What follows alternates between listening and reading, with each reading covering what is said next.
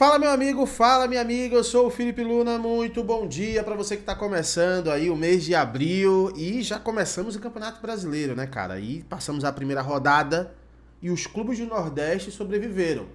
Tivemos alguns danos, mas não foi algo que se colocaram, né? Colocaram como uma coisa muito pior, óbvio, é a primeira rodada ainda do campeonato, mas já mostra algumas coisas que a gente vinha falando com relação aí a quem é favorito para cair, quem é favorito para não cair, quem vai brigar em cima da tabela. A gente vai comentar sobre isso aqui, sobre essa primeira rodada do Campeonato Brasileiro no viés dos clubes do Nordeste. Como eu prometi para vocês, vamos fazer uma apuração aqui da primeira até a 38ª rodada de todos os jogos dos clubes nordestinos. Falar também um pouquinho do jogo do Ceará, que eu assisti ontem. O Ceará que, cara, tava na mão, irmão, tava na mão ali, acabou deixando no final passar, mas não foi só o final não, a gente vai explicar. Eu vou falar tudo pra vocês, só pedir pra você se inscrever, ativar o sininho e deixar o teu like. Aqui é a casa do futebol nordestino, aqui a gente vai dar o foco ao Nordeste, aos nossos times do coração e é claro, eu conto com a tua presença aqui, dá essa moral pra gente aí, tá bom? Antes de mais nada, de começar o vídeo aqui, eu quero agradecer aí, dia 1º de abril, né, eu quero agradecer publicamente a Pixbet, que foi uma parceira nossa aqui por muitos anos. Teve a BetVip antes também, né? Mas a Pixbet ela teve comigo aí por quase 2 anos. Então foi uma empresa que ajudou muito a gente aqui no crescimento do canal. Foi uma empresa que ajudou muito a gente aqui em viagens que a gente fez para cobrir, por exemplo, o esporte fora de Pernambuco, em São Paulo, em Salvador, no Ceará. Então fica aqui a minha gratidão ao Grupo Pixbet, a agência Avesso, a Luísa, a Maiara, pessoas maravilhosas que apoiaram muito o canal aqui, né? E que a gente tá fechando esse ciclo agora. Quem sabe no futuro a gente abre um ciclo com outras marcas. Mas fica aqui o meu agradecimento a todos vocês da Avesso, a agência Avesso, Pixbet, a BetVip, a Maiara, a Luísa, o Rafael, a todo mundo aí que deu essa moral pra gente. Tamo junto, a gente se vê em breve, se Deus quiser, tá bom? Vamos lá agora falar, vamos falar primeiro dos jogos que aconteceram, vamos falar um pouquinho de todos os jogos, tá? Na primeira rodada, a gente teve, logo de cara, no primeiro dia ali, no sábado, tivemos 3 jogos, né? O primeiro jogo foi Juventude e Vitória, e esse é o jogo que mais me decepcionou, tá? O mais me decepcionou, porque eu achava de verdade que o Vitória poderia vencer o Juventude, mas é aquilo que a gente falou, se a gente pegar Juventude, Sport e Ceará, a gente colocaria esses 3 times como quem tá na melhor fase é o Ceará, na segunda melhor fase é o Sport e na pior fase é o Vitória. Apesar de ter vencido o Sport, mas venceu com o Sport jogando com um time misto e tudo mais, e assim, num gol que não existiu, que foi irregular. Então a gente sabe que desses 3 era o que tinha o pior momento, a Vitória. E se concretizou nesse primeiro jogo, porque perdeu por 2-0 pro Juventude, que é um adversário direto. Então o Vitória já começa perdendo para um adversário direto, perdendo 3 pontos para um adversário direto. Aquela história, né? Um jogo de 6 pontos.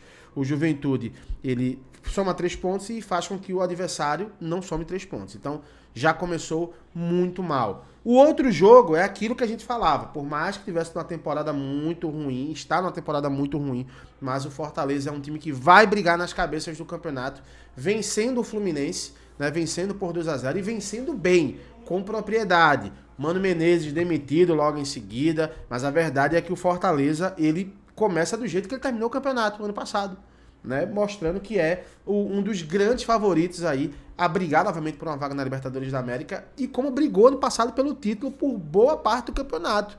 Inclusive, uma boa parte do campeonato, o Fortaleza foi líder do Campeonato Brasileiro e não foi líder naquele início de campeonato, quando os times ainda estão se ajustando, não. Tá? Foi líder no meio do campeonato, mostrando que é um time que era sólido e continua sólido e vai brigar para ser campeão, É assim, eu acho que é difícil, mas vai ficar brigando ali nas cabeças ali, tá? Como foi ano passado. Aí, a gente vê o terceiro jogo, que foi o jogo do Sport. O Sport que pegou um São Paulo desfalcado, é verdade, sem o Oscar e sem o Lucas, que são os melhores jogadores do São Paulo. O Oscar veio da China e voltou muito bem pro Brasil, né? O Lucas é a referência do São Paulo, que vai passar até um pouco mais de tempo para voltar a jogar, mas o Sport conseguiu um baita de um empate fora de casa, aproveitou que o São Paulo estava desfalcado, fez um jogo ali defensivamente consistente e conseguiu um ponto importantíssimo, um ponto que dá ao Sport a possibilidade ali de agora ir para casa, tentar um jogo difícil com o Palmeiras, mas uma vitória que é muito difícil, mas pode acontecer contra o Palmeiras, acaba dando aí 4 pontos ao Sport em 2 rodadas, acaba sendo interessante. Então ele somou um ponto fora de casa, o que eu achei muito salutar, muito importante também. São adversários difíceis, né? O Sport pega o São Paulo, acaba empatando, então foi um bom resultado.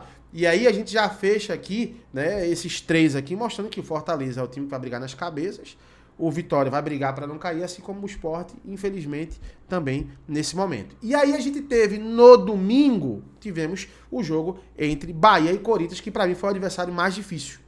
O adversário mais difícil dos clubes do Nordeste, para mim, foi o Bahia pegando o Corinthians, atual campeão paulista, com investimento milionário, Memphis Depay, André Ramalho, investimento grande, consegue um triunfo ali por muito pouco, não conseguiu esse triunfo. Por boa parte do jogo, conseguiu esse triunfo, acabou no final com a expulsão do Everton Ribeiro, acabou ficando mais difícil, o Corinthians acabou tirando proveito e conseguiu empatar a partida, mas foi o jogo mais difícil, e que pra mim, de todos os 5 jogos aqui, foi o que teve o melhor desempenho.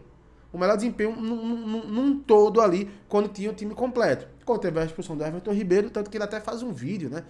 Faz um post pedindo desculpa à torcida do Bahia, faz parte.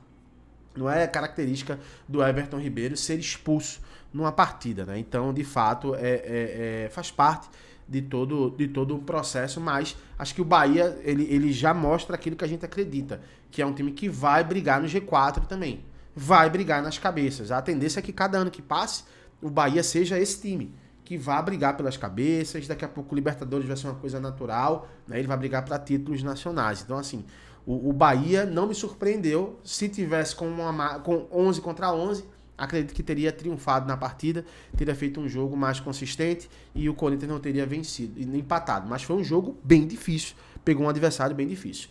E o último jogo da rodada, que foi o jogo de ontem entre Red Bull Bragantino e Ceará. Né? O Red Bull Bragantino começa a partida muito mal, o Ceará muito bem, abre 2-0 muito rápido, né? Inclusive eu confesso pra você, eu tava até fazendo uma capa já com o Pedro Raul, Vozão vence a partida, só que depois dos 35 minutos do primeiro tempo teve um apagão no Ceará. O Bragantino começou a colocar a cabeça no lugar, faz um gol no final do primeiro tempo e no final do segundo tempo, cara, quando a vitória tava nas mãos ali do Ceará, foi lá e conseguiu lá o empate, faltando 5 minutos para acabar o tempo regulamentar, acho que foi uns 40 minutos do segundo tempo, dando aí números finais, a partida estava na mão, mas assim, isso mostra também como o Ceará, desses 3 que eu falei, né, Ceará, Sport e Vitória, é o time que está melhor preparado. O Vitória fez um papelão, né, para mim foi um papelão, o Sport conseguiu um empate na defesa, mas o Ceará foi o desses 3 que esteve mais próximo de vencer a partida. Então, como eu falei, é o time que vive o melhor momento, né? Teve esse apagão, acho que o Léo Condé vai precisar entender o que é que aconteceu, né, nesse time do Ceará, porque teve esse apagão.